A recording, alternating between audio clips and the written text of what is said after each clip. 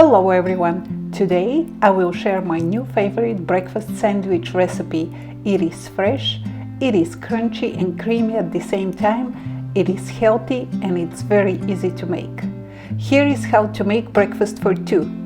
Start by toasting or broiling in the oven 4 slices of sourdough bread. While the bread is toasting, scramble 4 eggs with 2 tablespoons of cottage cheese and 2 pinches of salt. Then slice 8 or 10 slices of English cucumber and half an avocado.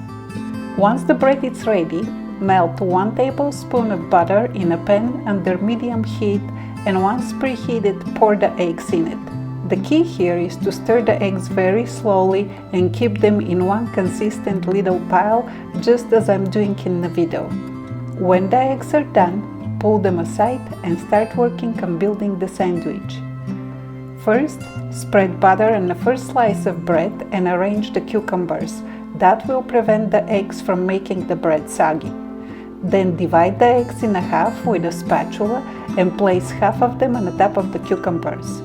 Next, add the avocado slices, followed by a handful of blue cheese. Press the cheese down gently so it sticks to the avocado. Top the sandwich with mixed microgreens.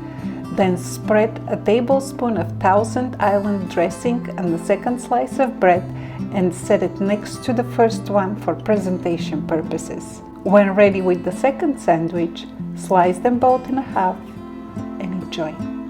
I hope you tried this sandwich because it is absolutely delicious and so easy to make. The crunchiness of the cucumbers and the toast and the creaminess of the avocados and the eggs with the cottage cheese. So good. I hope you enjoyed. Thank you so much for watching. I love you all. Goodbye.